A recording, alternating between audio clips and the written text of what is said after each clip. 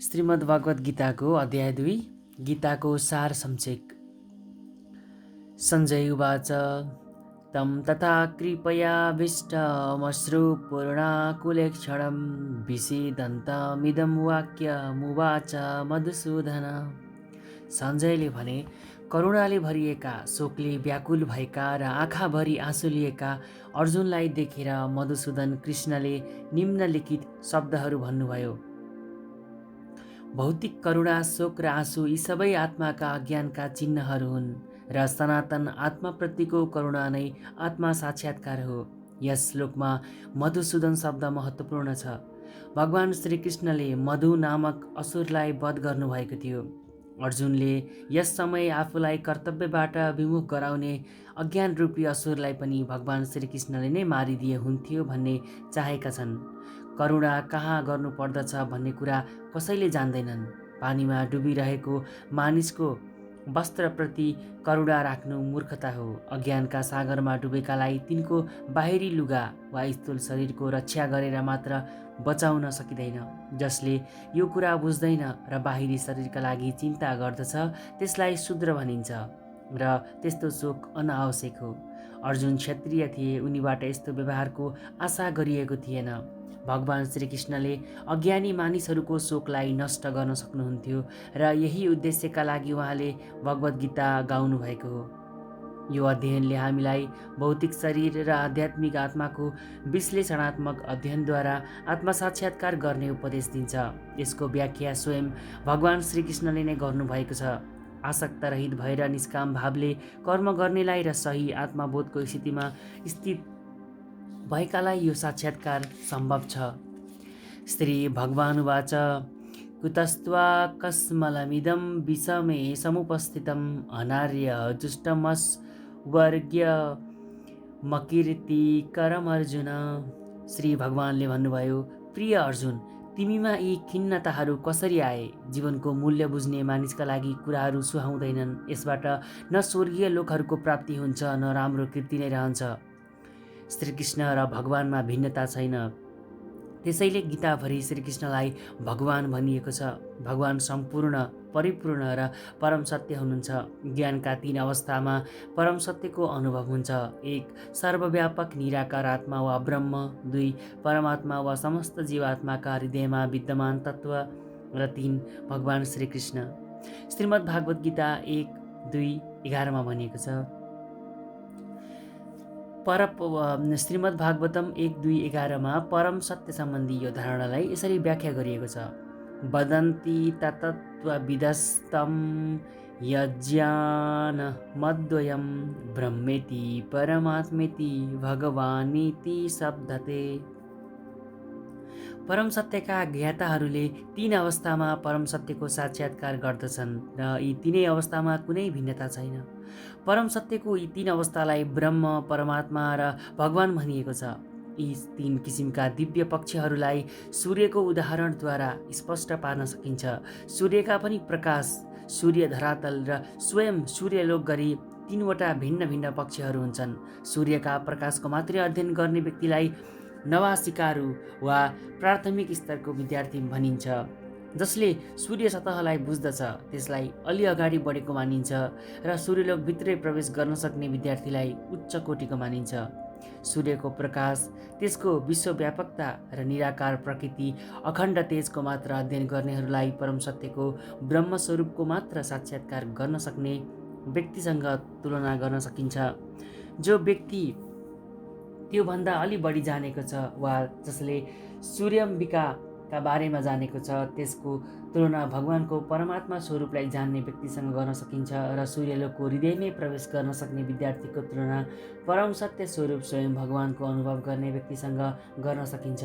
अतः यसरी परम सत्यको अध्ययनमा संलग्न हुने सबै विद्यार्थीहरूको अध्ययनको विषय एउटै भए पनि परम सत्यको भगवान स्वरूपलाई साक्षात्कार गर्ने भक्त वा अध्यात्मवादी नै सर्वश्रेष्ठ अध्यात्मवादी हुन्। सूर्यको प्रकाश, सूर्यको बिम्ब र सूर्यलोकको आन्तरिक वस्तुलाई एकअर्काबाट अलग गर्न सकिँदैन। तैपनि यी 3 अवस्थाको भिन्दा भिन्दै अध्ययन गर्ने विद्यार्थीहरू एउटै श्रेणीका वा समान स्तरका हुँदैनन्।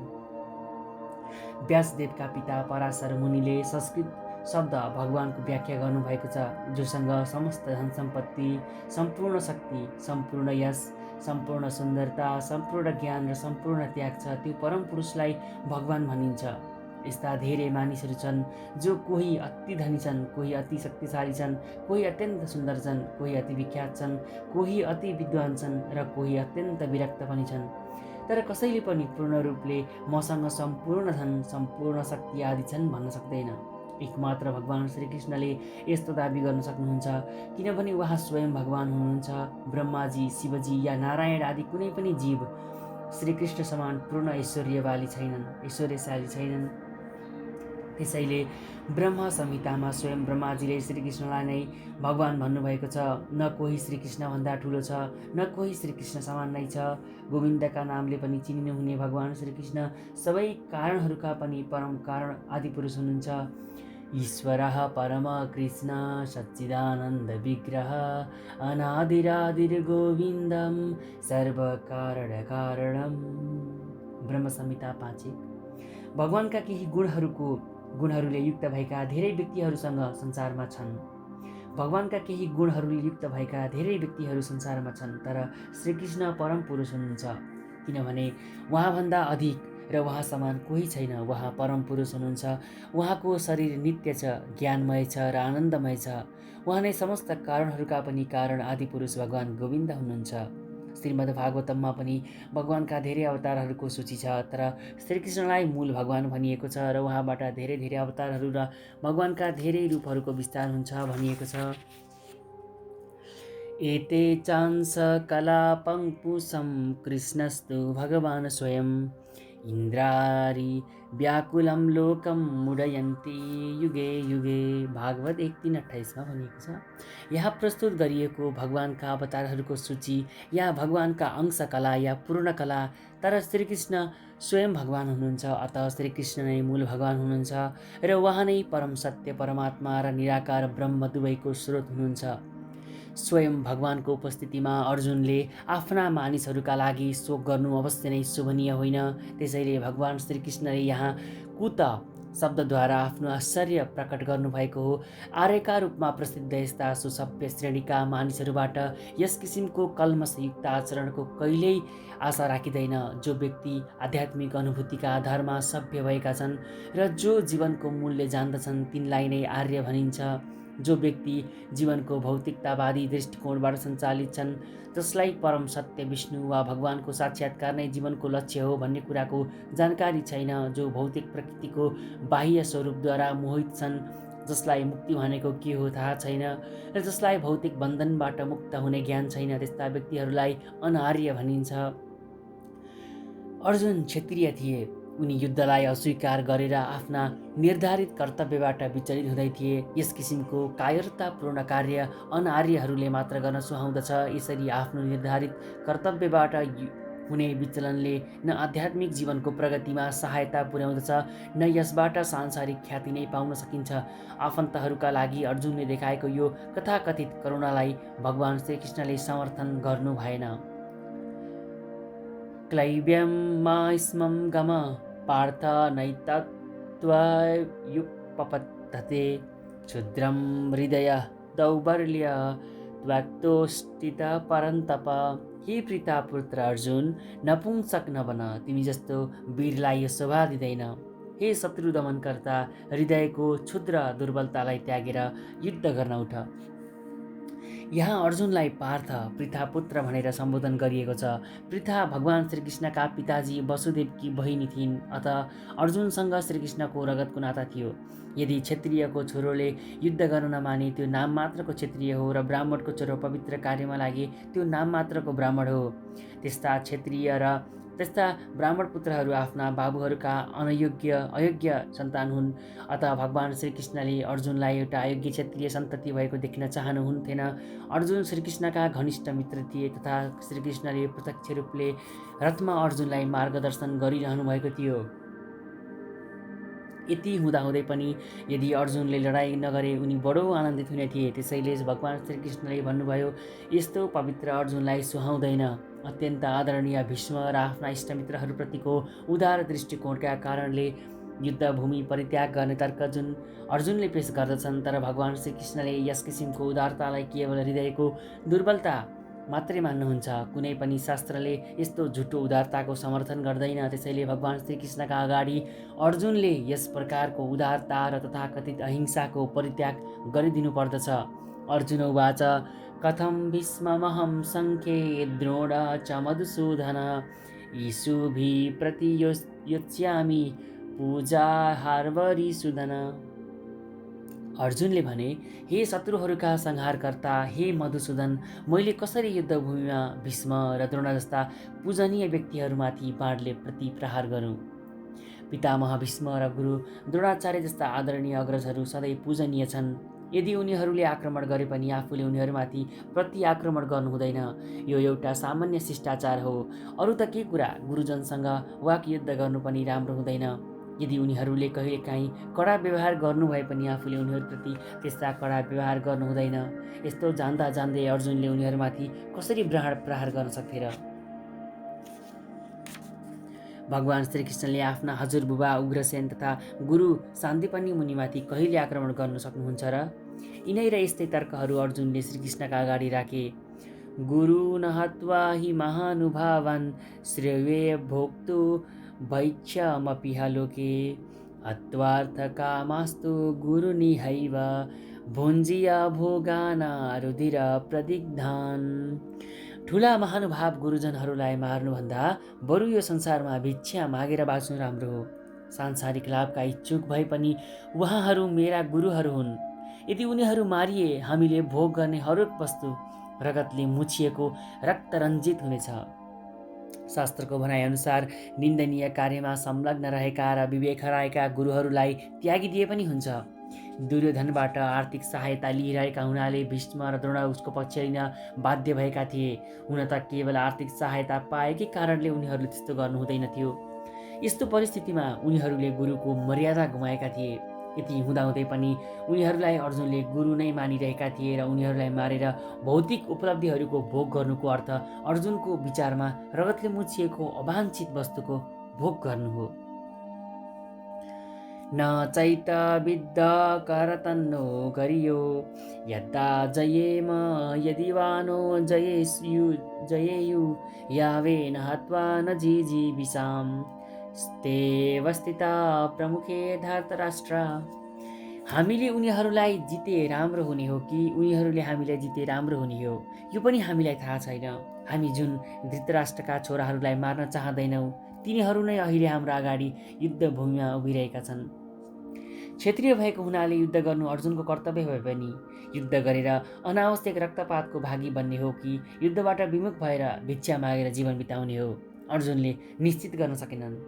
यदि उनले नजिते भिक्षाटन गर्नु नै जीवनको एकमात्र सहारा हुनेछ, जितिन्छ भन्ने पनि कुनै निश्चय थिएन। किनभने दुई पक्षमध्ये कसैले पनि जित्न सक्दथ्यो।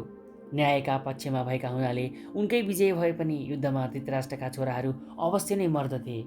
फेरि तिनीहरूका अनुपस्थितिमा बाँच्न पनि पाण्डवहरूलाई अति कठिन हुने थियो। यस्तो परिस्थितिमा अर्जुनको अर्को प्रकारको पराजय हुनेछ। अर्जुनद्वारा व्यक्त गरिएका यी विचारहरूबाट के सिद्ध हुन्छ? उनी भगवानका एक महान भक्त मात्रै थिएनन्, उनी मन र इन्द्रियहरूमाथि पूर्ण नियन्त्रण भएका अति प्रबुद्ध व्यक्ति थिए। राजपरिवारमा जन्मिएका भएर पनि भिक्षा मागेर जीवन बिताउने उनको इच्छा विरक्तिको अर्को चिन्ह हो। यी गुणहरू र आफ्ना आध्यात्मिक गुरु भगवान् श्रीकृष्णका वचनमा विश्वास, यी सबै मिलेर के देखाइरहेका छन् भने उनी एक सच्चा पुण्यात्मा हुन्। यसबाट के निष्कर्ष आउँछ? अर्जुन मुक्तिका लागि सधैँ नै उपयुक्त थिए। इन्द्रियहरूमा नियन्त्रण नभएसम्म ज्ञानको स्तरमा पुग्न गाह्रो हुन्छ र ज्ञान तथा भक्ति बिना मुक्ति पाउन सकिँदैन। अर्जुन आफ्ना भौतिक सम्बन्धका असीम गुणहरूका अतिरिक्त यी आध्यात्मिक गुणमा पनि त्यति नै दक्ष थिए। कार्पण्यदोषोपहत स्वभाव पृच्छामि त्वं धर्म सम्मूढचेता यच्चेयस्या निश्चितं ब्रूहि तन्मे शिष्यस्तेऽहं साधि मा त्वा प्रपन्नम्। अहिलेको विवेकको दुर्बलताले गर्दा मैले मेरा कर्तव्य के हो निश्चित गर्न सकिरहेको छैन। र म आफ्ना सम्पूर्ण धैर्य पनि गुमाउँदैछु। यस्तो अवस्थामा मैले हजुरसँग सोधिरहेको छु, मेरा लागि सबैभन्दा राम्रो के हुन्छ? त्यही भन्नुहोस्। म हजुरकै शिष्य हुँ र हजुरकै शरणमा आएको छु, अतः कृपा गरेर मलाई समुचित उपदेश दिनुहोस्। भौतिक क्रियाकलापका सम्पूर्ण गतिविधि नै प्रत्येकका लागि चिन्ताको स्रोत हो। यो प्राकृतिक नियम नै हो, यहाँ पाइला पाइलामा विचरण छ। त्यसैले मानिसलाई एउटा सुयोग्य गुरुका शरणमा जानु आवश्यक छ। गुरुले उसलाई जीवनको उद्देश्य पुरा गर्नका लागि सही मार्ग निर्देशन दिनुहुन्छ। हामीले नचाहँदै पनि जीवनमा आइपर्ने विभिन्न झन्झटहरूबाट मुक्ति पाउनका लागि गुरुको शरणमा जाने सल्लाह हामीलाई सबै वैदिक साहित्यहरूले दिन्छन्। जीवनका यी झन्झटहरू कसैले नलगाइकनै वनमा लागेको डडेर जस्ता हुन्छन्। यो संसारको चलन नै कस्तो छ, यहाँ नचाहेर पनि जीवनमा स्वतः विभिन्न समस्याहरू उत्पन्न हुन्छन्। जङ्गलमा आगो लाग्योस् भनेर कोही चाहँदैन, तैपनि आगो लाग्दछ र हामी आतिन्छौँ। त्यसकारण जीवनका जटिलताको समाधान गर्नका लागि र उक्त समाधानको विज्ञान बुझ्नका लागि गुरु शिष्य परम्परामा रहेका गुरुका शरणमा जानुपर्दछ भन्ने कुरा वैदिक वाङ्मयमा उल्लेख गरिएको छ। प्रामाणिक गुरुका साथमा रहेको व्यक्तिले सबै कुरा जान्दछ। अतः मानिस सांसारिक जटिलतामा नरहेर योग्य गुरुका शरणमा जानुपर्दछ। यही नै यो श्लोकको तात्पर्य हो। सांसारिक जटिलतामा फँसेको व्यक्ति को हो? त्यो त्यही व्यक्ति हो जो जीवनको समस्यालाई बुझ्दैन। बृहदारण्यक उपनिषद 3:8-10मा सांसारिक जटिलताहरूबाट व्याकुल मानिसको वर्णन यसरी गरिएको छ। यो वा एतदक्षरं गार्ह्य विदित्वा स्माल्लोकात् प्रैति सकृपण।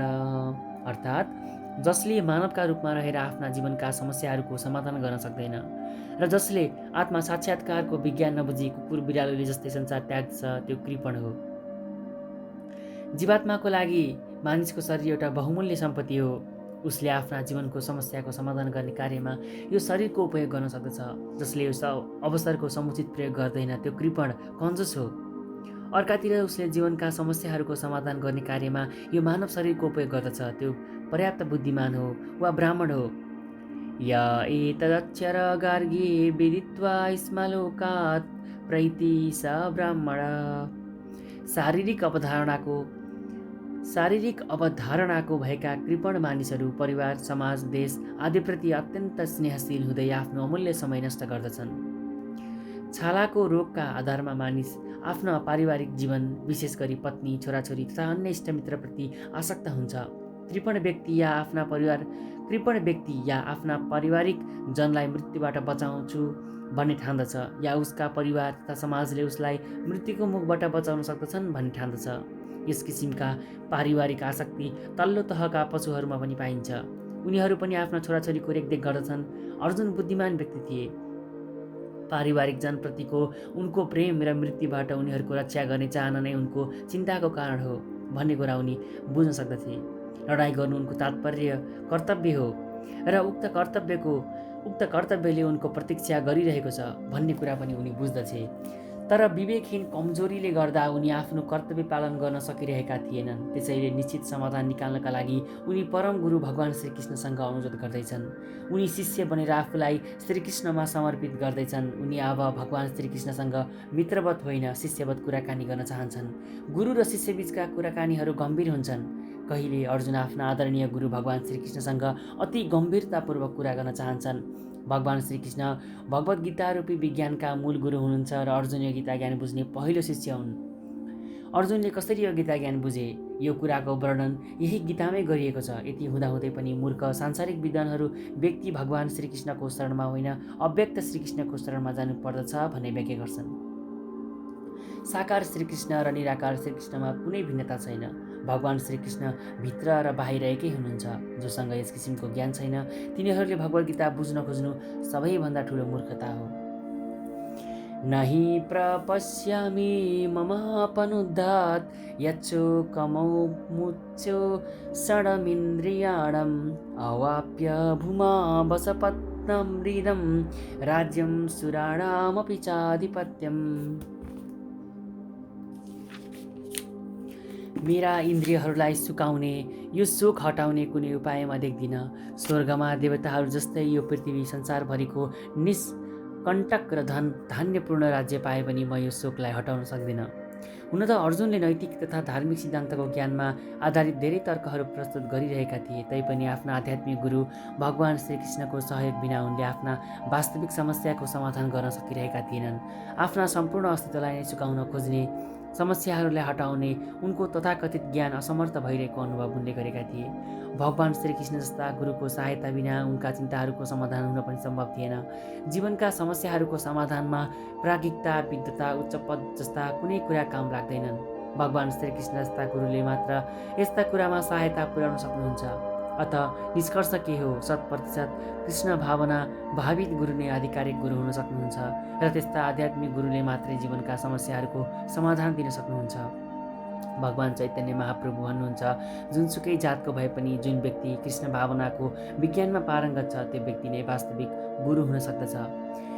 कि वा विप्र कि वा न्यासी शूद्र के नै नय, यही कृष्ण तत्त्ववेत्ता यही गुरु है। व्यक्ति विप्र वैदिक ज्ञानमा पारङ्गत होस्, तल्लो जातिको शूद्र होस्, सन्यासी होस्, यदि ऊ कृष्ण सम्बन्धी विज्ञानमा दक्ष भए पूर्ण वा आधिकारिक गुरु हुन सक्दछ। चैतन्य चरितामृत मध्य लीला 8:128 भनिएको छ। तर कृष्ण विज्ञानमा दक्ष नभएसम्म कोही पनि गुरु बन्न योग्य हुँदैन। वैदिक साहित्यमा पनि यस कुराको उल्लेख गरिएको छ। षट्कर्म निपुण्यो विप्रो मन्त्रतन्त्र विशारद, वैष्णवो गुरु न स्यात् वैष्णव स्वपचो गुरु। यदि विद्वान ब्राह्मण छ र सम्पूर्ण वैदिक ज्ञानका विषयवस्तुमा दक्ष छ, तैपनि यदि वैष्णव वा कृष्ण भावनामा पारङ्गत भएको छैन, त्यो गुरु बन्न योग्य हुँदैन। तर कुनै व्यक्ति तल्लो जातको परिवारमा जन्मिएको छ, तैपनि वैष्णव वा कृष्ण भावना भावित भए त्यो गुरु हुन सक्दछ। पद्मपुराण, आर्थिक विकास गरेर र धन सम्पत्ति जम्मा गरेर मात्रै जन्म, मृत्यु, वृद्धावस्था र रोग जस्ता जीवनका समस्यालाई रोक्न सकिँदैन। विश्वका धेरै भागमा यस्ता राज्यहरू छन् जो जीवनका सुख सुविधाबाट परिपूर्ण छन्, धन धान्यले पूर्ण छन् र आर्थिक रूपले विकसित छन्। तर त्यहाँ पनि सांसारिक जीवनका समस्याहरू जस्ताका तस्तै विद्यमान छन्। तिनीहरू विभिन्न तरिकाबाट शान्तिको खोजी गर्दैछन्, तर त्यो शान्ति तिनीहरूले त्यस समय मात्रै पाउन सक्नेछन् जब तिनीहरू भगवान श्रीकृष्णको सम्पर्कमा आउनेछन् वा कृष्ण तत्त्वको विज्ञान प्रतिपादन गरिएका भगवद् गीता र श्रीमद् भागवत पढ्नेछन् वा कृष्ण भावनामा आबद्ध श्रीकृष्णका आधिकारिक प्रतिनिधिहरूका सम्पर्कमा आउनेछन्। यदि आर्थिक विकास र भौतिक सुविधाले मनुष्यको पारिवारिक, सामाजिक तथा राष्ट्रिय र अन्तर्राष्ट्रिय उन्माद सम्बन्धी शोकलाई हटाउन सक्ने भए, अर्जुनले स्वर्गमा देवताले राज्य गरे जस्तै पृथ्वीमा अद्वितीय साम्राज्य पाए पनि मेरो शोक हट्न सक्दैन भन्ने थिएनन्। त्यसैले अर्जुन कृष्ण भावनाको आश्रय लिन पुगे। शान्ति र समन्वयका लागि यही नै उपयुक्त बाटो हो। आर्थिक विकास वा संसारमाथिको प्रभुत्व प्राकृतिक प्रलयद्वारा कुनै पनि समय नष्ट हुन सक्दछ। मानिसले चन्द्रलोक जस्ता उच्च लोकहरूमा पुग्ने जुन प्रयास अहिले गरिरहेको छ, त्यो पनि एकै झट्कामा समाप्त हुन सक्दछ।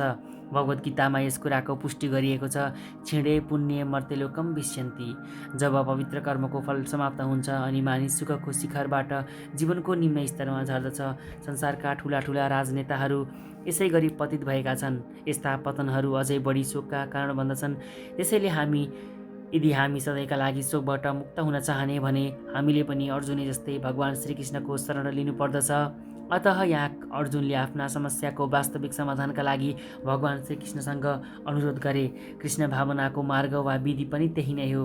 सञ्जय उवाच एवं मुक्त्वा ऋषिकेशं गुडाकेश परन्तप न यस्य इति गोविन्द मुक्त्वा तृष्ण बभूव। सञ्जयले भने, यति भनेपछि शत्रुहरूलाई दमन गर्ने अर्जुनले भगवान श्रीकृष्णसँग गोविन्द म लडाइँ गर्दिनँ भनेर चुप लागेर बसे। अर्जुन युद्ध गर्न गइरहेका छैनन्, बरु युद्धभूमि परित्याग गरेर भिक्षावृत्ति अँगाल्न लागिरहेका छन् भन्ने कुराको जानकारी पाएर धृतराष्ट्रलाई निकै प्रसन्नताको अनुभव भएको हुनुपर्दछ। तर सञ्जयले अर्जुन परन्तप हुन्, उनी शत्रुहरूलाई मार्न निपुण छन् भन्ने कुरा गरिदिए, उनलाई फेरि निराश बनाइदिए। अर्जुन केही समयका लागि पारिवारिक स्नेहका कारणले उत्पन्न शोकहरूबाट अभिभूत भए पनि उनी शिष्य बनेर परम गुरु भगवान श्रीकृष्णका शरणमा परेका छन्। यसले के देखाउँछ त भने उनी पारिवारिक स्नेहबाट उत्पन्न शोकबाट छिट्टै नै मुक्त हुन्छन् र आत्मा साक्षात्कारको पूर्ण ज्ञान वा कृष्ण भावनाबाट प्रदीप्त भएर अवश्य लडाइँ गर्नेछन्। यसरी भगवान् श्रीकृष्णबाट शिक्षित भएर अन्त्यमा अर्जुन लडाइँ गर्नेछन् भन्ने कुराले धृतराष्ट्रको खुसी यहाँ समाप्त हुनेछ। तमुवाच ऋषिकेश प्रहसन्निव भारत सेनयोरुभवो मर्दे विषिदन्तमिदं वच। हे भरतवंशी, त्यस समय दुवैतर्फका सैनिकहरूका बीचमा शोकमग्न भएका अर्जुनलाई भगवान् श्रीकृष्णले हाँस्दै शब्दहरू भन्नुभयो। दुई घनिष्ठ मित्रहरू ऋषिकेश र गुडाकेशका बीचमा वार्तालाप भइरहेको थियो। मित्रका हैसियतले ती दुवै समान स्तरमा थिए, तर ती दुईमा एकजना स्वेच्छाले अर्को मित्रको शिष्य बन्न पुगे। एउटा साथी शिष्य बन्न लागेको देखेर भगवान् श्रीकृष्ण मुस्कुराउनु भयो। श्रीकृष्ण प्रत्येकका स्वामी हुनुहुन्छ, त्यसैले उहाँको पद सबैभन्दा माथि छ। तापनि उहाँ आफ्ना भक्तहरूको चाहना अनुसार कसैको साथी, कसैको छोरा, कसैको प्रेमी बनिदिनुहुन्छ। तर तब उहाँलाई गुरुका रूपमा स्वीकार गरियो। उहाँले पनि तुरुन्तै गुरुको भूमिका निर्वाह गर्दै आवश्यकता अनुसार शिष्यसँग गम्भीरतापूर्वक कुरा गर्न सुरु गर्नुभयो। लाग्दछ गुरु शिष्य बीचको यो वार्तालाप दुवै पक्षका सैनिकहरूका बीचमा खुल्ला रूपले भएको थियो। यसैले यसबाट सबै लाभान्वित थिए। त्यसैले भन्न सकिन्छ यो भगवद् गीताको संवाद कुनै एक व्यक्ति, समाज वा जाति विशेषका लागि गरिएको नभएर सबैका लागि गरिएको हो। अत शत्रु होस् वा मित्र, सबैलाई समान रूपले गीता संवाद सुनाउने अधिकार छ। श्री भगवान् वाच अशोच्यानन् वशोचत्स्वं प्रज्ञावादश्च भाषसे गता सुनगता सुसुञ्च न सुशोचन्ति पण्डिता। भगवान्ले भन्नुभयो, तिमी कुरा विद्वानका जस्ता गर्छौ, तर जसका लागि शोक गर्नु आवश्यक छैन त्यसका लागि पनि शोक गरिरहेछौ। पण्डितहरू न जिउँदाका लागि शोक गर्दछन् न मरेकाका लागि नै शोक गर्छन्। भगवान्ले तुरुन्तै गुरुको स्थान ग्रहण गर्नुभयो र अप्रत्यक्ष रूपले आफ्ना शिष्यलाई मूर्ख भन्दै झपार्नुभयो। भगवान्ले भन्नुभयो, तिमीले विद्वानको जस्तो कुरा गरिरहेका छौ, तर जो विद्वान छ त्यसले शरीर के हो र आत्मा के हो भन्ने कुरा जानेको हुन्छ र शरीरको जीवित वा मृत कुनै अवस्थाका लागि शोक गर्दैन भन्ने कुरा बुझेका छैनौ।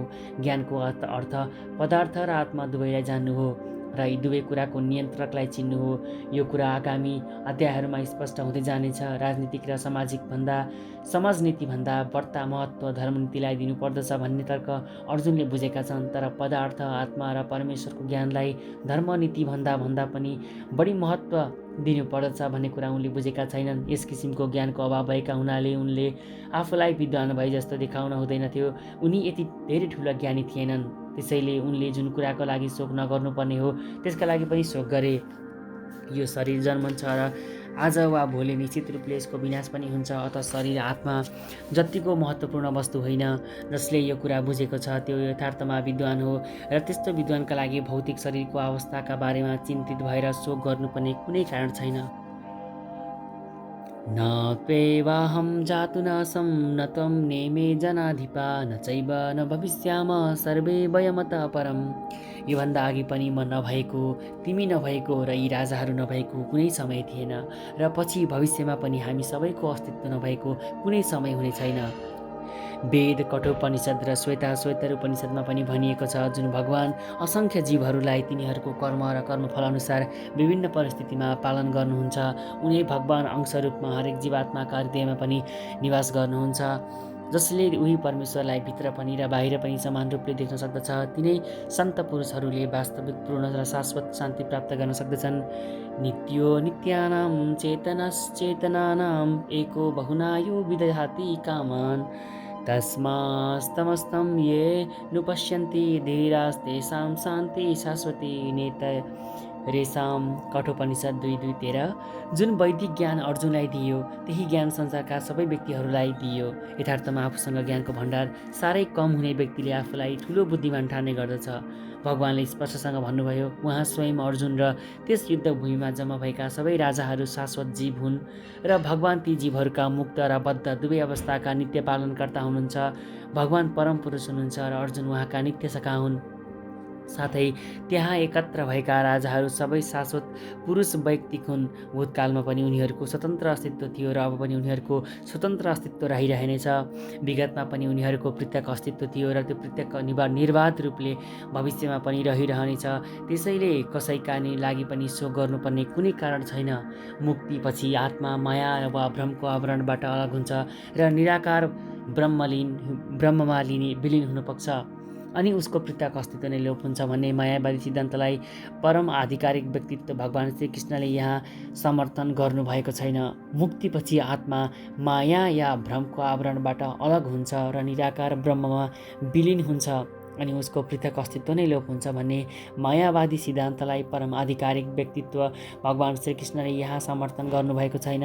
बद्ध अवस्थामा मात्र हामी पृथकताको चिन्तन गर्छौँ भन्ने सिद्धान्तका समर्थन पनि यहाँ भएको छैन। भगवान श्रीकृष्णले यहाँ स्पष्टसँग भन्नुभएको छ, भविष्यमा पनि आत्मा र परमात्माको पृथकता यथावत रूपमा निरन्तर रहिरहनेछ। उपनिषदहरूमा पनि यस कुराको पुष्टि गरिएको छ।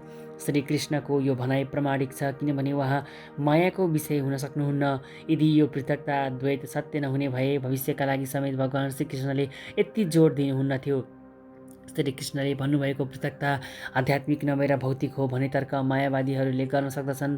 यदि पृथकता भौतिक नै हो भन्ने तर्क स्वीकार गर्ने भए पनि मानिसले भगवान श्रीकृष्णको पृथक व्यक्तित्वको पहिचान कसरी गर्न सक्दछ? भगवान श्रीकृष्ण भूतकालमा पनि आफ्नो सत्ता पृथक रहेको र भविष्यमा पनि आफ्नो सत्ता पृथक रहेको कुरा भन्नुभएको छ। उहाँले कैयौँ तरिकाबाट आफ्नो पृथक सत्ताको पुष्टि गर्नुभएको छ र निराकार ब्रह्म पनि उहाँकै अधीनमा रहेको घोषणा गर्नुभएको छ। श्रीकृष्णले सधैँ आफ्नो आध्यात्मिक पृथक सत्तालाई कायमै राख्नुभएको छ। यदि भगवान श्रीकृष्णलाई सामान्य चेतना भएको एउटा सामान्य बद्ध जीव आत्मा मान्ने भए प्रामाणिक शास्त्रका रूपमा उहाँको भगवद्गीताको कुनै मूल्य रहने छैन। सामान्य मानिसमा 4 किसिमका मानवीय दोषहरू हुने हुनाले उनले सुन्न योग्य ज्ञान सिकाउन सक्दैन तर गीता यस्ता साहित्यहरूभन्दा धेरै माथि छ। कुनै सांसारिक किताबसँग भगवद्गीताको तुलना गर्न सकिँदैन। भगवान श्रीकृष्णलाई एउटा सामान्य मानिस सम्झना साथ उहाँको गीताको सारा महत्त्व समाप्त हुन्छ। मायावादीहरू तर्क गर्दछन् यो श्लोकमा जुन द्वैतको उल्लेख छ त्यो परम्परागत हो र शरीरका लागि भनिएको हो। तर यस्तो शरीर सम्बन्धी धारणालाई योभन्दा पहिलेको श्लोकमै निन्दा गरिसकिएको छ। प्राणीको शारीरिक अवधारणाको बुद्धि सम्बन्धी धारणाको निन्दा गरिसकेपछि भगवान श्रीकृष्णले फेरि त्यही शरीरमाथिको परम्परागत प्रस्ताव दोहोर्याउन कसरी सम्भव थियो? अतः यो पृथकताको उल्लेख आध्यात्मिक क्षेत्रकै लागि गरिएको हो र रामानुज तथा अन्य महान आचार्यहरूले पनि यो कुराको पुष्टि गर्नुभएको छ। केवल भगवानका भक्तहरूले मात्रै यो पृथक आध्यात्मिक सत्तालाई बुझ्न सक्दछन् भन्ने कुरा स्पष्ट उल्लेख भगवद्गीतामा धेरै ठाउँमा गरिएको छ। भगवान श्रीकृष्णको ईर्ष्या गर्नेहरूको यस महान साहित्यमा आधिकारिक पहुँच हुनै सक्दैन। गीताको उपदेशमा अभक्तहरूको पहुँच माहुरीले महको बन्द बोतल चाटे जस्तो हुन्छ। बोतल नखोली कसैले पनि महको स्वाद लिन सक्दैन। ठिक त्यसै गरी केवल भक्तहरूले मात्रै यो भागवत गीताको रहस्य बुझ्न सक्दछन्, अरूले यसको स्वाद लिन सक्दैनन्। यो कुराको उल्लेख यसै पुस्तकको 4औं अध्यायमा गरिएको छ। भगवानको सर्वव्यापक अस्तित्वको विरोध गर्नेहरूले पनि गीताको रहस्य बुझ्न सक्दैनन्। त्यसैले मायावादीहरूद्वारा गरिएको गीताको व्याख्या सम्पूर्ण सत्यकै सबभन्दा भ्रमपूर्ण प्रस्तुतिकरण हो। चैतन्य महाप्रभुले हामीलाई मायावादीहरूद्वारा गरिएको भाष्य पढ्न निषेध गर्नुभएको छ र चेतावनी दिनुभएको छ। जसले मायावादी दर्शनको व्याख्यालाई ग्रहण गर्दछ त्यसले गीताको सही रहस्यलाई बुझ्ने सम्पूर्ण शक्ति गुमाउँदछ। यदि यो पृथकताले अनुभवगम्य संसारको बोध गराउने भए भगवानका उपदेशहरूको केही आवश्यकता नै रहेन। आत्मा र परमात्माको पृथकता वा अद्वैत भाव नै शाश्वत सत्य हो। माथि भनिअनुसार वेदहरूद्वारा यसको पुष्टि हुन्छ।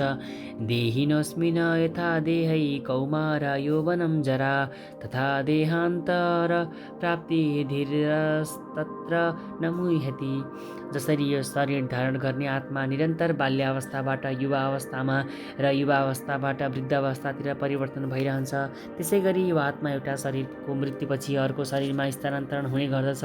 यस किसिमको परिवर्तनलाई देखेर धीर पुरुषहरू मोहित हुँदैनन्। प्रत्येक प्राणी एउटा पृथक आत्मा हो। प्रत्येक प्राणीले क्षण क्षणमा आफ्नो शरीर परिवर्तन गरिरहेका हुन्छन्। ती केवल बालक बन्दछन्, कहिले युवा बन्दछन्, कहिले बुढा हुन्छन्, तर त्यो बालक, युवा र वृद्ध आत्मामा एउटै छ, त्यसमा कुनै परिवर्तन हुँदैन। यो व्यष्टि आत्माले एउटा शरीरको मृत्युपछि अर्को शरीर परिवर्तन गर्दछ। यसरी आगामी जन्ममा यो भौतिक होस् वा आध्यात्मिक अर्को शरीर निश्चित नै प्राप्त पाइने भएपछि अर्जुनले भीष्मका लागि होस्, द्रोणाचार्यका लागि होस् शोक गर्नुपर्ने कुनै कारण देखिँदैन। बरु अर्जुनले उहाँहरूको बुढो शरीर छोडेर नयाँ शरीर, नयाँ जीवन, नयाँ शक्ति प्राप्त गर्न लाग्नु भएकोमा खुसी हुनुपर्ने हो। यसरी शरीर परिवर्तन हुँदा जीवनमा गरिएका कर्म अनुसार नाना प्रकारका सुखभोग र दुःखभोगको लेखाजोखा हुन्छ। भीष्म र द्रोण महान आत्मा हुन्, त्यसैले उनीहरूले आगामी जन्ममा अवश्य पनि आध्यात्मिक शरीर प्राप्त गर्नेछन् वा त्यो नभए कम्तीमा पनि सांसारिक सुखभन्दा श्रेष्ठ स्वर्गीय सुख भोगका लागि स्वर्गीय शरीर प्राप्त गर्ने नै छन्। यस अर्थमा पनि उनीहरूका लागि शोक गर्नुपर्ने कुनै कारण छैन। जसलाई आत्मा परमात्मा र भौतिकता आध्यात्मिक प्रकृतिको पूर्ण ज्ञान छ त्यसलाई धीर मानिन्छ। यस्ता मानिसहरू शरीरको परिवर्तनबाट मोहित हुँदैनन्। खण्ड खण्ड भएर आत्मा टुक्रिन सक्दैन भन्ने आधारमा आत्मा एउटै हो भन्ने मायावादी सिद्धान्त मान्य हुन सक्दैन। जसलाई आत्मा परमात्मा र भौतिकता आध्यात्मिक प्रकृतिको पूर्ण ज्ञान छ त्यसलाई धीर भनिन्छ। यस्ता मानिसहरू शरीरको परिवर्तनबाट मोहित हुँदैनन्। खण्ड खण्ड भएर आत्मा टुक्रिन सक्दैन भन्ने आधारमा आत्मा एउटै हो भन्ने मायावादी सिद्धान्त मान्य हुन सक्दैन। यदि त्यसलाई स्वीकार गर्ने भए विभिन्न व्यष्टि आत्माको विभाजनले परमात्मालाई पनि विभाजनीय र परिवर्तनीय बनाउँदछ। जुन कुरा परमात्मा अपरिवर्तनशील छ भन्ने सिद्धान्तको विरुद्ध हुन जान्छ। गीतामा पुष्टि गरे जस्तै परमात्माको विखण्डित अंश पनि सनातन छ वा नित्य अस्तित्ववान छ र त्यसलाई क्षर भनिन्छ, किनभने तिनीहरूमा भौतिक प्रकृतितिर अधपतन हुने प्रवृत्ति हुन्छ। यी विखण्डित अंशहरू नित्य निरन्तर विखण्डित अवस्थामै रहन्छन्। मुक्ति प्राप्त गरिसकेपछि पनि व्यष्टि आत्माहरू विखण्डित रूपमै विद्यमान रहन्छन्। तर एकपटक मुक्त भइसकेपछि उक्त व्यष्टि आत्मा परमात्माका साथमा सच्चिदानन्दमय रूपमा रहन पाउँदछ। परमात्मा नामले जानिने र हरेक शरीरमा उपस्थित रहने परमात्मामाथि प्रतिबिम्बवादको सिद्धान्त लागू हुन सक्दछ। परमात्मा व्यष्टि प्राणीहरूभन्दा भिन्न हुनुहुन्छ। पानीमा आकाशको प्रतिबिम्ब पर्दा त्यहाँ सूर्य चन्द्र तथा ताराहरूको प्रतिबिम्ब पनि देखिन्छ। ताराहरूको तुलना व्यष्टि जीवात्मासँग र सूर्य तथा चन्द्रमाको तुलना परमात्मासँग गर्न सकिन्छ। यहाँ व्यष्टि तथा अखण्ड आत्माको प्रतिनिधित्व अर्जुनद्वारा भएको छ र परमात्माको प्रतिनिधित्व भगवान श्रीकृष्णद्वारा भएको छ। श्रीकृष्ण र अर्जुन समान स्तरका हुनुहुन्न। यो कुरा 4औं अध्यायको सुरुमै स्पष्ट हुनेछ। यदि अर्जुन श्रीकृष्णकै समान स्तरको भएको भए र भगवान श्रीकृष्ण अर्जुनभन्दा श्रेष्ठ नभएको भए उहाँहरू बीचको शिक्षक र विद्यार्थीको सम्बन्धको कुनै अर्थ रहने थिएन। यदि उहाँहरू दुवैजना मायाबाट मोहित हुने भए एकजना शिक्षक र अर्को शिक्षार्थी बन्नुपर्ने कुनै आवश्यकता नै थिएन। मायाको बन्धनमा बाँधिएको व्यक्ति आधिकारिक शिक्षा हुन नसक्ने भएकोले उसको शिक्षा पनि अर्थहीन हुन्छ। यस्तो परिस्थितिमा के मान्नु पर्दछ भने भगवान श्रीकृष्ण परमेश्वर हुनुहुन्छ। उहाँ मायाद्वारा विस्मृत हुने अर्जुन जस्ता जीवात्माको स्तरभन्दा माथि हुनुहुन्छ, श्रेष्ठ हुनुहुन्छ। मात्रा स्पर्शास्तु कौन्तेय शीतोष्ण सुख दुःखदा आगमापायिनो नित्यास्तास्ति तिच्छस्व भारत। हे कुन्ती पुत्र, दुःख र सुख भन्ने कुरा कालक्रममा आउने र जाने जाडो र गर्मी ऋतु जस्ता अस्थायी विषय हुन् र इन्द्रिय बोधबाट उत्पन्न हुन्छन्। अत हे भरतवंशी अर्जुन, यस्ता कुरालाई मानिसले विचलित नभई सहन गर्नुपर्ने हुन्छ। राम्रोसँग आफ्नो कर्तव्य निर्वाह गर्ने क्रममा अस्थायी रूपले आउने र जाने दुःख र सुखलाई मानिसले सहन गर्न सिक्नु पर्दछ। वैदिक निर्देशनअनुसार मानिसले माघ महिनामा पनि प्रत्येक बिहान स्नान गर्नै पर्दछ। त्यस समयमा धेरै जाडो हुन्छ, तैपनि धार्मिक नियमहरू पालन गर्ने व्यक्ति नुहाउन हिचकिचाउँदैनन्। यसै गरी ग्रीष्म ऋतुका सबभन्दा गर्मी महिना वैशाख जेठका दिनहरूमा पनि गृहिणीहरू भान्सामा खाना पकाउन हिचकिचाउँदैनन्। जलवायु सम्बन्धी असुविधाहरू रहँदै पनि मानिसले आफ्नो कर्तव्यको पालन गर्नुपर्दछ। त्यसरी नै लडाइँ लड्नु क्षत्रियहरूको धर्म नै हो। त्यसैले एउटा क्षत्रियले मित्रहरूसँग तथा सम्बन्धीहरूसँग लड्नु पर्यो भनेर आफ्नो निर्धारित कर्तव्यबाट विचलित हुनु हुँदैन। ज्ञानका स्तरसम्म उठ्नका लागि मानिसले धार्मिक नियमहरूका निर्धारित विधि विधानको अनुसरण गर्नै पर्दछ, किनभने ज्ञान र भक्तिद्वारा मात्रै मानिसले आफूलाई मायाको बन्धनबाट मुक्त गर्न सक्दछ। यहाँ अर्जुनलाई दुईवटा भिन्दा भिन्दै नामले सम्बोधन गरिएको छ, जुन अर्थपूर्ण छ। कौन्तेय भनेर सम्बोधन गर्नाले उनको मातृकुलतर्फको महान रक्त सम्बन्ध जाहेर हुन्छ र भारत भन्ने सम्बन्ध गर्दा उनको पितृकुलतर्फको महानता प्रकट हुन्छ। दुवैतर्फका महानताको निर्वाह उनले गर्नु छ। यो महान पुर्खौली उत्तराधिकारले राम्रोसँग कर्तव्य पालन गर्ने उत्तरदायित्व उनीमाथि आएको छ। त्यसैले अर्जुन युद्धबाट विमुख हुन सक्दैनन्। यम हि न व्यथयन्ते ते पुरुषं पुरुषर्षभ सम दुःख सुखम धीरम सुमृतत्वाय कल्पते। हे पुरुष श्रेष्ठ अर्जुन, जुन व्यक्ति सुख र दुःखबाट विचलित हुँदैन र दुवै अवस्थामा समान रहन्छ त्यो व्यक्ति निश्चय नै मुक्ति पाउन योग्य हुन्छ। जो व्यक्ति अध्यात्म साक्षात्कारको उच्च अवस्था प्राप्त गर्ने प्रतिज्ञामा दृढ छ र उसले सुख र दुःखको प्रहारलाई समान रूपले सहन गर्न सक्दछ, निश्चय नै त्यो व्यक्ति मुक्ति पाउन योग्य हुन्छ। वर्णाश्रम पद्धति अनुसार जीवनको चौथो अवस्था अर्थात् सन्यास आश्रम कष्टकर हुन्छ, तर उसले आफ्नो जीवनलाई परिपूर्ण बनाउन चाहन्छ। उसले यी सबै कठिनाइहरू हुँदाहुँदै पनि अवश्य नै सन्यास ग्रहण गर्नेछ। यी कठिनाइहरू विशेष गरी पारिवारिक सम्बन्धको विच्छेदनबाट वा पत्नी छोराछोरीहरूसँगको सम्बन्ध विच्छेद गर्दा उत्पन्न हुन्छन्। तर यस्ता कठिनाइहरू सहन गर्न समर्थ हुने व्यक्तिको आध्यात्मिक अनुभूतिको बाटो अवश्य नै निष्कटक हुन्छ। आफ्ना स्वजनहरूसँग वा अन्य प्रियजनहरूसँग युद्ध गर्न अति नै कठिन हुन्छ। तैपनि यहाँ अर्जुनलाई आफ्नो क्षेत्रीय धर्मको पालन गर्ने कार्यमा दृढ रहने सल्लाह दिएको छ।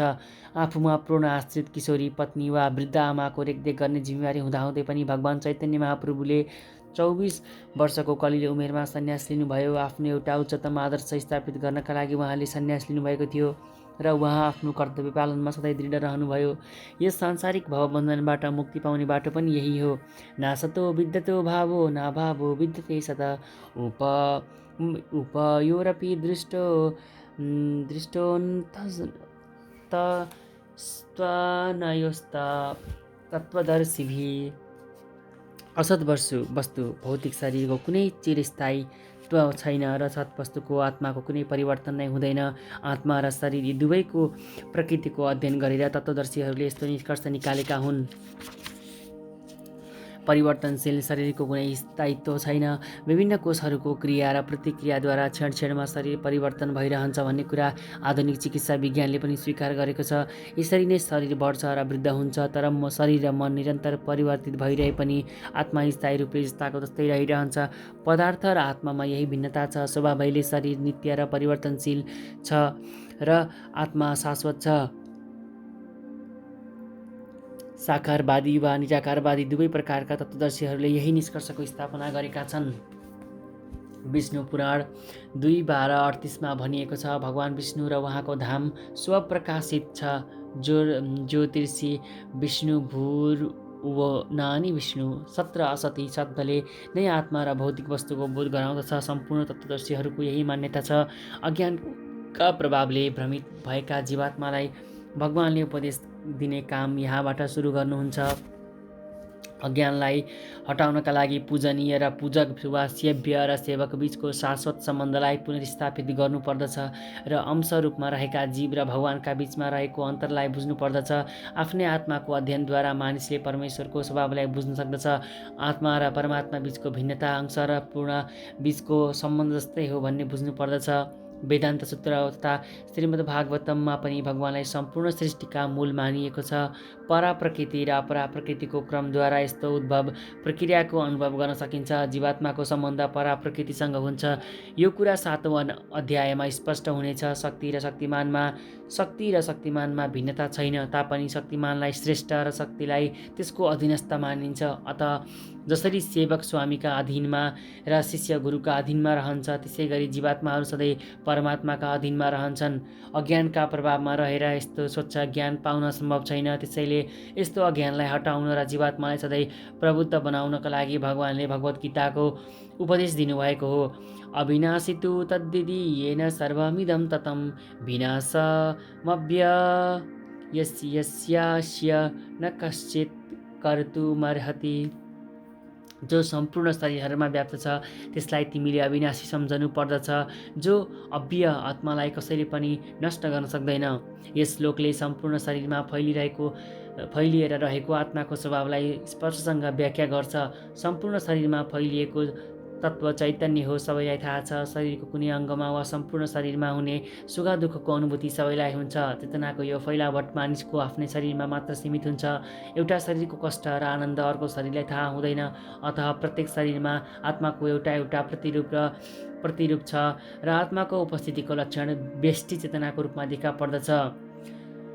यो आत्माको परिमाण वा आकार एउटा रौँको टुप्पोको 10,000 भागको एउटा भाग जति छ भन्ने कुरा उल्लेख पाइन्छ। श्वेताश्वतर उपनिषद 5:9मा यस कुराको पुष्टि गर्दै भनिएको छ, बालाग्रसत भागस्य सतता कल्पितस्य च भागो जीव सविज्ञेय स चानन्त्याय कल्पते। एउटा रौँको टुप्पोलाई 100 भागमा बाँडेर फेरि प्रत्येक भागलाई 100 खण्डमा टुक्र्याउँदा जत्रो भाग बाँकी रहन्छ, आत्माको आकार त्यत्रै छ।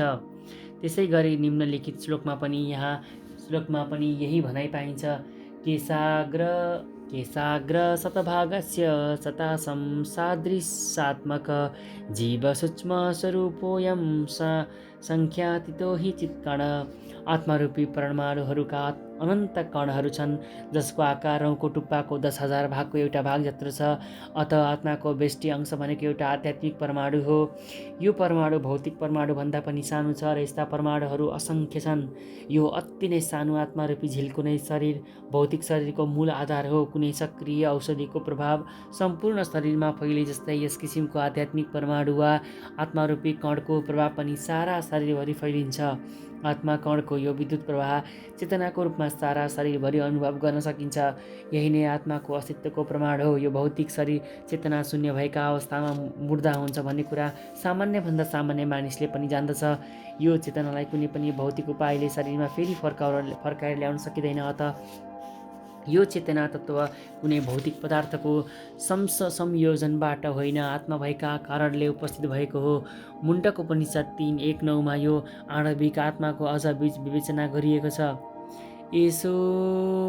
एषो अणुरात्मा चेतसा वेदितव्यो यस्मिन् प्राण पञ्चाध्वा संविवेश प्राणौ स्थितं सर्वमोतं प्रजानं यस्मिन् विशुद्धे विभवत्येष आत्मा आकारमा परमाणु तुल्य छ र यसलाई परिपूर्ण बुद्धिले मात्र जान्न वा देख्न सकिन्छ। यो अणु आत्मा 5 प्रकारका वायुहरू प्राण, अपान, व्यान, समान र उदानमा तैरिरहेको हुन्छ। यो हृदयभित्र विद्यमान छ र शरीर धारण गरेको जीवात्माको सम्पूर्ण शरीरमा आफ्नो प्रभाव फैलाइरहेको छ। यी 5 प्रकारका वायुहरूको कल्मसबाट शुद्ध भएपछि मात्र आत्माको आध्यात्मिक प्रभाव प्रदर्शित हुन्छ। विभिन्न किसिमका आसनहरूद्वारा पवित्र आत्मालाई घेरेर बसेका 5 प्रकारका वायुहरूमाथि नियन्त्रण गर्ने विधि नियमहरू हठयोगले सिकाउँछ। यो कुनै भौतिक लाभका लागि नभएर भौतिक वातावरणका बन्धनबाट सूक्ष्म आत्मालाई मुक्त पार्नका लागि हो। अत अणु आत्माको अवस्थालाई सबै वैदिक साहित्यहरूले स्वीकार गरेका छन् र सन्त पुरुषहरूले व्यावहारिक अनुभवद्वारा यसको प्रत्यक्ष अनुभूति पनि गरेका छन्। केवल ज्ञानी मानिसले मात्र यो आणविक आत्मालाई सर्वव्यापी विष्णु तत्त्वका रूपमा सोच्न सक्दछन्। अणु आत्माको प्रभाव सम्पूर्ण शरीरभरि फैलिन सक्दछ। मुण्डक उपनिषद अनुसार यो अणु आत्मामा र हरेक जीवात्माका हृदयमा विद्यमान छ र यो अणु आत्माको परिमाण भौतिक वैज्ञानिकहरूको मूल्याङ्कनको क्षमताभन्दा पर रहेको हुनाले तिनीहरूमध्ये केहीले आत्मा छँदै छैन पनि भन्छन्। यो बेष्टि अणु आत्मा निसन्देह परमात्माका साथ हरेकका हृदयमा अवस्थित छ। त्यसैले शारीरिक गतिविधिका सबै शक्तिहरू शरीरको यही स्थानबाट उत्पन्न भइरहन्छ। फोक्सोबाट अक्सिजन लिएर जाने रक्तकणहरूले आत्माबाटै शक्ति सञ्चय गर्दछन्। आत्मा आफ्नो स्थितिबाट बाहिर निस्केपछि रक्त उत्पादन र विलयनको प्रक्रिया पनि स्वतः बन्द हुन्छ। औषधि विज्ञानले राता रक्तकणहरूको महत्त्वलाई स्वीकार गर्दछ, तर शक्तिको स्रोत आत्मा हो भन्ने निश्चय गर्न सक्दैन। औषधि विज्ञानले शरीरका सम्पूर्ण शक्तिहरूको आधार हृदय नै हो भन्ने कुरा मान्दछ। पूर्ण आत्माका यस्ता अणुकणहरूको तुलना सूर्यका किरणका अणुकणसँग गर्न सकिन्छ। सूर्य किरणमा असङ्ख्य प्रकाशवान कणहरू हुन्छन्। यसै गरी परमेश्वरका खण्ड अंशहरू उहाँकै किरणका अणु झिल्का हुन्, जसलाई पराशक्ति वा प्रभा भनिन्छ। अत कसैले वैदिक ज्ञान अथवा भौतिक विज्ञानलाई अनुसरण गरोस्, उसले शरीरमा आत्माको अस्तित्वलाई अस्वीकार गर्न सक्दैन। आत्माको यस विज्ञानको स्पष्ट व्याख्या स्वयं भगवानले भगवद् गीतामा गर्नुभएको छ। अन्तवन्त इमे देहा नित्यस्युक्ता शरीरिणा अनासीनो प्रमेयस्य तस्माद्धुध्यस्व भारत। अविनाशी, अपरिमेय र शाश्वत जीवात्माको भौतिक शरीर नाशवान छ। त्यसैले हे भरतवंशी अर्जुन, तिमी युद्ध गर। भौतिक शरीर स्वभावले नाशवान छ। यो तुरुन्तै पनि नाश हुन सक्दछ र 100 वर्षपछि पनि नाश हुन सक्दछ। केवल समयको कुरा मात्रै हो। यसलाई अनन्तकालसम्म बचाइराख्न सम्भव छैन। तर आत्मा अनन्त सूक्ष्म भएकोले यसलाई मार्न सकिँदैन, यसलाई शत्रुहरूले देख्न पनि सक्दैनन्। य एन वेत्ति हन्ता र यश्चैन मन्यते हतम् उभो तौ न बिजानितो नायम हन्ति न हन्यते। जसले यो जीवात्मालाई मार्ने ठान्दछ र जसले यसलाई मार्नेवाला ठान्दछ ती दुवै अज्ञानी हुन्। यो आत्मा न मर्दछ न मारिन्छ। कुनै शरीर धारण गरेको जीवात्मा एउटा घातक हतियारबाट घाइते हुँदा उक्त शरीरभित्र रहेको जीवात्मा मरेको मानिँदैन। आत्मा साह्रै सानो छ, कुनै भौतिक हतियारले यसलाई मार्न सम्भव छैन। यो कुरा आगामी श्लोकहरूमा स्पष्ट हुनेछ। आफ्नै आध्यात्मिक स्वरूपका कारणले जीवात्मा मार्न नसकिनेछ। जसलाई मरेको मानिन्छ र जसलाई मारिन्छ त्यो शरीर मात्र हो। यसको अर्थ शरीरलाई मात्र मार्न प्रोत्साहन गर्नु होइन। मा हिंस्यात सर्वभूतानि, अर्थात् कुनै पनि जीवात्मालाई नमार भन्ने वेदको उपदेश छ। जीवात्मा मार्न नसकिने छ भनेर पशुहरूको हिंसा गर्न प्रोत्साहन दिएको पनि होइन। अनाधिकार कुनै पनि जीवको हत्या गर्नु निन्दनीय हो र यो काम राज्यको कानुन र भगवानको कानुनद्वारा पनि दण्डनीय छ। तर यहाँ अर्जुनलाई आफ्नो इच्छाअनुसार होइन, धर्म सिद्धान्तका लागि लडाइँ गर भन्न लगाइएको छ। न जायते म्रियते वा कदाचिन नायं भूत्वा भविता वा न भूय अजो नित्यं शाश्वतं पुराणो न हन्यते हन्यमाने शरीरे। आत्माका लागि न कहिले जन्म छ न मृत्यु। आत्मा कहिले जन्मिएन, जन्मिँदैन, जन्मने छैन। ऊ अजन्मा छ, नित्य छ, शाश्वत छ र पुरातन छ। शरीर मर्दा पनि ऊ मर्दैन। न जायते म्रियते वा विपश्चिन्नायं कुतचिन्वा बभूव कसित अजो नित्यं शाश्वतं पुराणं न हन्यते हन्यमाने शरीरे। यस श्लोकको अर्थ र तात्पर्य पनि गीताकै श्लोकको जस्तो छ, तर यो श्लोकमा एउटा विपश्चित भन्ने शब्दको विशिष्ट प्रयोग भएको छ, जसको अर्थ हुन्छ विद्वान वा ज्ञानमय। आत्मा ज्ञान वा चेतनाले सधैँ परिपूर्ण रहन्छ, अतः चेतना नै आत्माको लक्षण हो। यदि कसैले हृदयमा रहेको आत्मालाई प्राप्त गर्न नसके पनि उसले चेतनाको उपस्थिति भएका कारणले त्यहाँ आत्माको उपस्थिति पनि छ भन्ने बुझ्दछ। कहिलेकाहीँ हामीले बादलले ढाकिनाले वा अन्य कुनै कारणले आकाशमा सूर्यको बिम्बलाई देख्दैनौँ, तैपनि सूर्यको प्रकाश त्यहाँ रहिरहन्छ। यसैबाट हामीलाई यो दिनको समय हो भन्ने विश्वास हुन्छ। बिहान आकाशमा अलिकति मात्रै भए पनि सूर्यको प्रकाश देखिँदा आकाशमा सूर्य छ भन्ने कुरा हामीले थाहा पाउँछौँ। यसै गरी मानिसको शरीर होस् वा पशुको शरीर, यदि त्यसमा अलिकति पनि चेतना भए त्यहाँ आत्माको पनि उपस्थिति छ भन्ने हामी बुझ्दछौँ। यति हुँदाहुँदै पनि जीवात्माको चेतना परमात्माको चेतनाभन्दा भिन्न छ। परमात्माको चेतना सर्वज्ञ छ। त्यो परम चेतना भूत भविष्य र वर्तमानका सम्पूर्ण ज्ञानले परिपूर्ण छ। तर जीवात्माको बेष्ट चेतना विस्मरणशील वा बिर्सने छ। आफ्ना यही स्वभावलाई बिर्सन पुगेको जीवात्माले फेरि भगवान श्रीकृष्णको परम ज्ञानबाट शिक्षा पाएर आफ्नो स्वरूपको बोध गर्दछ। तर श्रीकृष्ण जीवात्मा जस्तो विस्मरणशील हुनुहुन्न। यदि उहाँ त्यस्तो हुनुभएको भए उहाँले दिनुभएको भागवत गीताको उपदेश पनि अर्थहीन हुने थियो। आत्मा दुई प्रकारका छन्, सूक्ष्म अणु आत्मा र परमात्मा वा विभु आत्मा। यो कुराको पुष्टि कठोपनिषद 1:2-20 यसरी गरिएको छ। अडोरैणान् महतो महीयानास्मस्य जन्तो निर्हतो गुहायां तमक्रयुत्क्रतु पश्यन्ति वितशोको धातु प्रसादान्म हि मानमात्मना। अणु आत्मा र परमात्मा दुवै त्यही शरीर रूपी वृक्षमा जीवात्माका हृदयमा विद्यमान छन्। समस्त इच्छाहरूबाट र शोकहरूबाट पनि मुक्त भएको मानिसले मात्र भगवानको कृपा पाएर आत्माको महिमालाई बुझ्न सक्दछ। भगवान श्रीकृष्ण परमात्माका पनि उद्गम स्रोत हुनुहुन्छ। यो कुरा आगामी अध्यायहरूमा स्पष्ट पारिनेछ। अर्जुन आफ्नो वास्तविक स्वरूपलाई नै बिर्सिएका एउटा अणु आत्मा हुन्। त्यसैले उनलाई भगवान श्रीकृष्णद्वारा या उनका प्रामाणिक प्रतिनिधि गुरुद्वारा प्रबुद्ध तुल्याउनु पर्ने आवश्यकता छ। वेदा विनाशिनं नित्यं य एन मज मव्ययम् कथं स पुरुषं पार्थ कम घातैखन्ति कम। हे पार्थ, जसले यो आत्मा अविनाशी छ, नित्य छ, अजन्मा छ र अव्यय छ भन्ने जान्दछ, त्यसले कसरी कसैलाई मार्न वा मार्न लगाउन सक्ला। प्रत्येक वस्तुको एउटै उपयोगिता हुन्छ र पूर्ण ज्ञानमा अवस्थित भएको मानिसले कुन वस्तुलाई कहाँ कसरी प्रयोग गर्नुपर्दछ भन्ने कुरा राम्ररी बुझेको हुन्छ। हिंसाको पनि आफ्नो उपयोगिता छ र यो हिंसाको उपयोग कसरी गर्ने हो भन्ने कुरा पनि ज्ञानीले जानेको हुन्छ।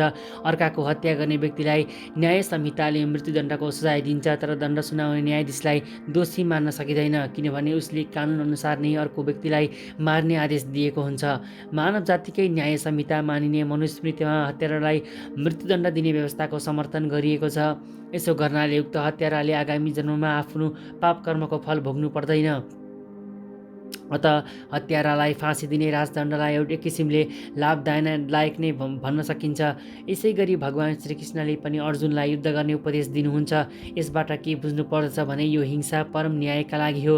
त्यसैले अर्जुनले उहाँको आदेश पालन गर्नै पर्दछ, किनभने भगवान् श्रीकृष्णका लागि गरिएको युद्धमा हिंसा हुने कुरै छैन। त्यसमा पनि मानिस वा आत्मालाई मार्न कहाँ सकिन्छ र अत न्याय गर्नका लागि त्यस किसिमको तथाकथित हिंसा गर्ने अनुमति शास्त्रले दिन्छ। शल्यक्रिया अपरेसन गर्नुको तात्पर्य रोगीलाई मार्नु वा दुःख दिनु नभएर उसलाई निको पार्नु हो। अत भगवान् श्रीकृष्णको आदेशअनुसार अर्जुनद्वारा गरिने युद्ध पूर्ण ज्ञानसहित जानी बुझी गरिने युद्ध हुनाले त्यसबाट पाप लाग्ने सम्भावना छैन। वासांसि जीर्णानि यथा विहाय नवानि गुणाति नरोपराणि तथा शरीराणि विहाय जीर्णा नन्यानि संयान्ति नवानि देहि। जसरी मानिसले पुराना वस्त्रहरू त्यागेर नयाँ वस्त्र धारण गर्दछ, त्यसै गरी आत्माले पनि पुराना र काम नलाग्ने शरीरलाई त्यागेर नयाँ भौतिक शरीर धारण गर्दछ। अणु आत्माले स्थूल शरीर परिवर्तन गर्दछ भन्ने कुरा सर्वस्वीकृत तथ्य हो। आत्माको अस्तित्वमाथि विश्वास नगर्ने आधुनिक वैज्ञानिकहरू पनि हृदयबाट आउने शक्तिको स्रोतको व्याख्या गर्न सक्दैनन्। उनीहरू पनि बाल्यावस्थाबाट कुमारावस्था, कुमारावस्थाबाट युवावस्था र युवावस्थाबाट वृद्धावस्थामा हुने शारीरिक परिवर्तनलाई स्वीकार गर्न बाध्य हुन्छन्। यो परिवर्तनको क्रम वृद्धावस्थामा अर्को शरीरमा स्थानान्तरण हुन्छ भन्ने कुराको व्याख्या अहिलेको श्लोक 2:21-13 भइसकेको छ। समाने वृक्षे पुरुषो निमग्नो निशया शोचति मुह्यमान जुष्टं यदा पश्यन्त मिशमस्य महिमा न मिति वितशोक। दुवै चराहरू एउटै वृक्षमा बसेका छन्, तैपनि फल खाने चरा वृक्षको फलको भोक्ता भनेर चिन्ता र विषयमा पूर्णतया डुबेको छ। यदि कुनै तरिकाले उक्त चरा परमात्माको रूपमा रहेको आफ्नो साथीतिर फर्किएर परमात्माको महिमालाई बुझ्दछ, ऊ सम्पूर्ण चिन्ताहरूबाट मुक्त हुन्छ।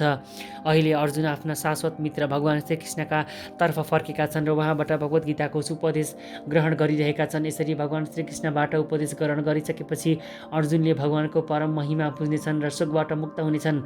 यहाँ भगवानले अर्जुनलाई आफ्ना हजुरबुबा र गुरुको शरीर परिवर्तन सम्बन्धी विषयलाई लिएर चिन्ता नगर भन्ने उपदेश दिनुभएको छ। अझ अर्जुन धर्मयुद्धमा आफ्ना हजुरबुबा र गुरुको वृद्ध शरीर नष्ट गर्न पाएकोमा प्रसन्न हुनुपर्ने हो, किनभने यसरी शरीरलाई मारिदिँदा उनीहरू विभिन्न किसिमका शारीरिक क्रियाकलापका परिणामबाट पनि तुरुन्त मुक्त हुन सक्दछन्। जसले धर्मयुद्धका वेदीमा आफ्नो शरीरको बलि चढाउँछ, त्यसका शारीरिक पापहरू तुरुन्त पकारिनेछन् र जीवनको उच्चतर अवस्थामा त्यस व्यक्तिको उन्नति हुन्छ। अत यस विषयमा अर्जुनले चिन्ता गर्नुपर्ने कुनै कारण थिएन।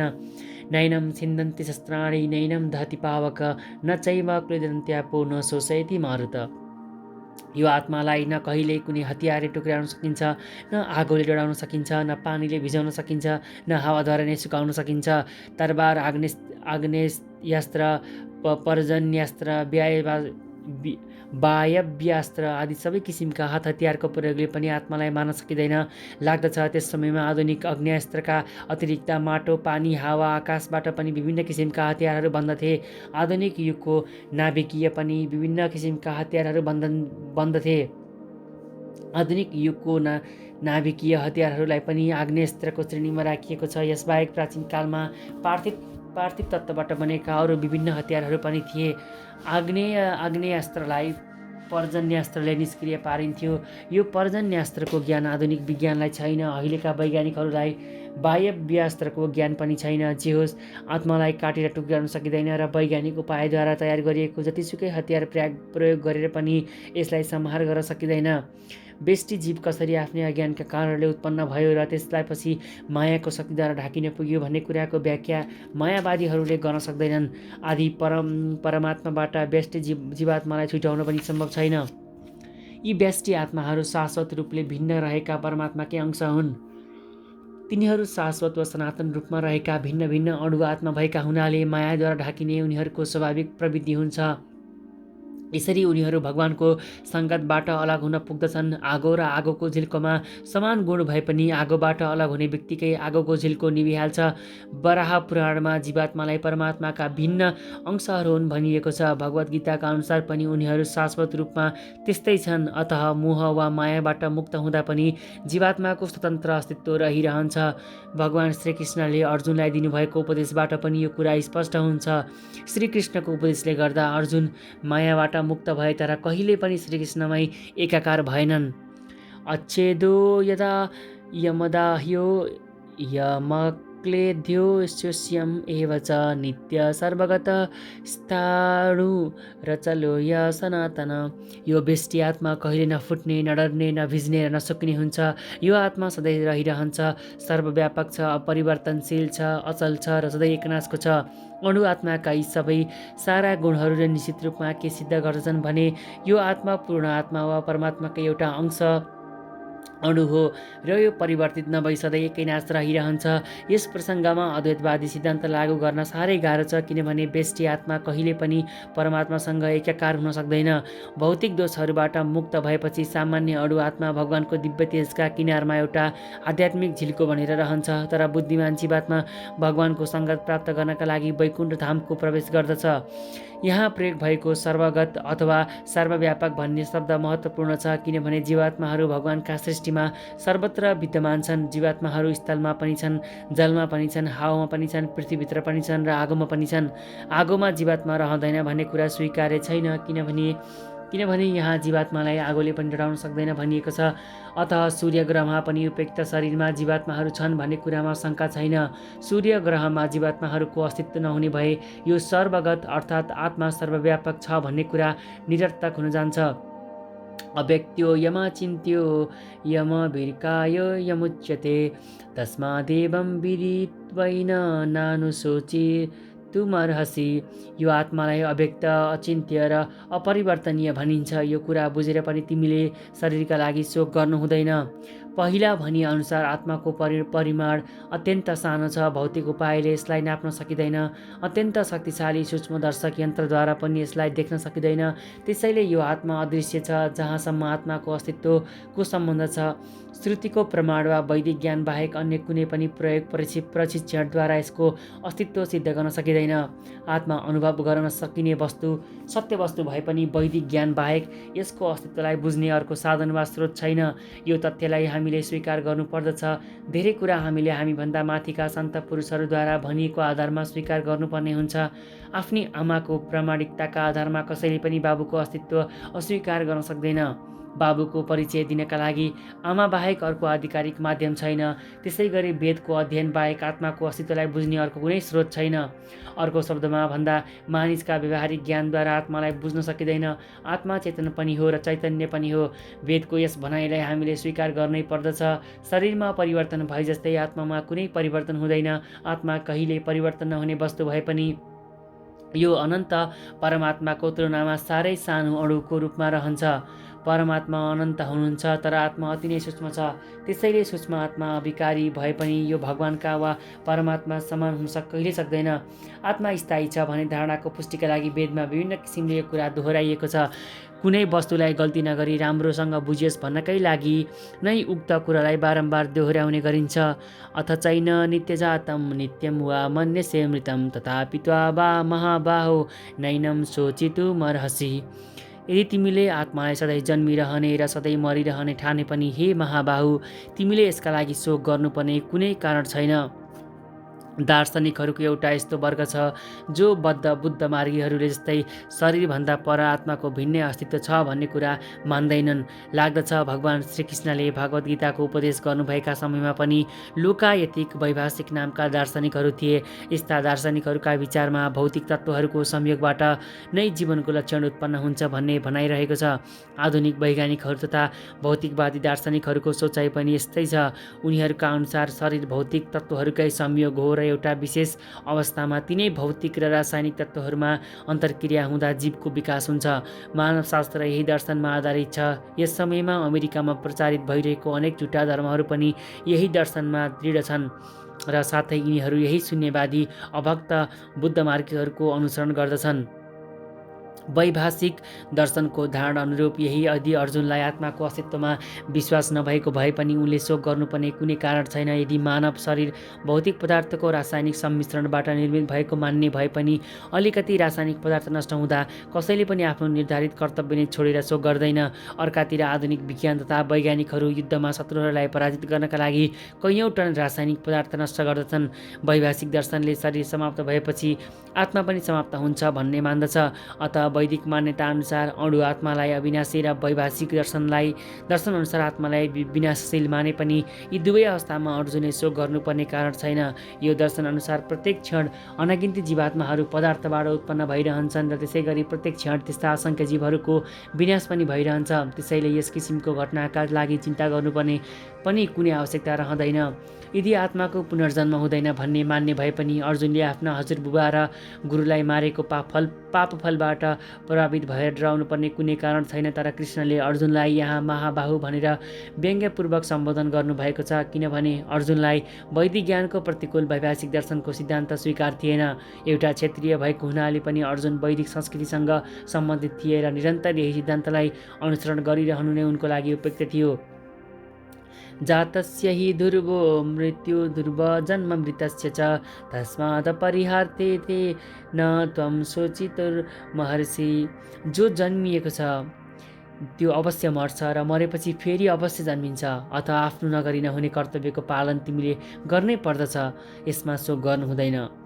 भगवान् श्रीकृष्ण भन्नुहुन्छ, आफ्ना जीवनका क्रियाकलाप अनुसार मानिसले जन्म ग्रहण गर्नुपर्दछ र एउटा जीवनको कर्म अवधि पुरा गरेपछि उनले फेरि अर्को जन्म लिनका लागि मर्नु पर्दछ। यसरी मुक्ति प्राप्त नगरेसम्म जन्म र मृत्युको यो चक्र चलि नै रहन्छ। जन्म र मृत्युको यो स्वाभाविक चक्रले हत्या, वध र युद्धको समर्थन गर्दैन, तैपनि सँगसँगै मानव समाजमा शान्ति र सुव्यवस्था बनाइराख्नका लागि यस किसिमका युद्ध वा हिंसा पनि अपरिहार्य हुन्छ।